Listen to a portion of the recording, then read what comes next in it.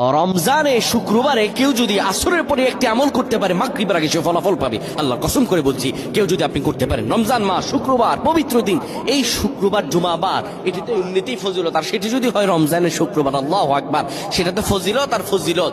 কেউ যদি রমজান মাসের জুমাবারে এই আমলটি করতে পারে, আমার আল্লাহ তার ভাগ্য খুলে দিবেন।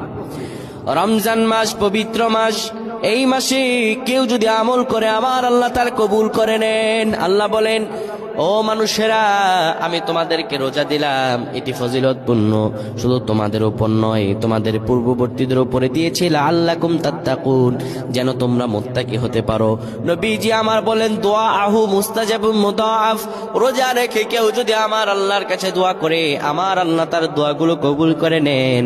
তাই রমজান মাস আসরের পরে শুক্রবারে দোয়া কবুলের সময় আপনি কোনো কথা বলবেন না, মসজিদে এসে কিবলামুখী হয়ে সুন্দরভাবে বসে যাবেন। আসর নামাজের পরে কথা না বলে আপনি এই দুরূদটি 80 বার পড়বেন, আল্লাহুম্মা সাল্লি আলা সাইয়্যিদিনা মুহাম্মাদানিন নাবিয়্যিল উম্মি ওয়া আলা আলিহি ওয়া সাল্লিম তাসলিমা। আবার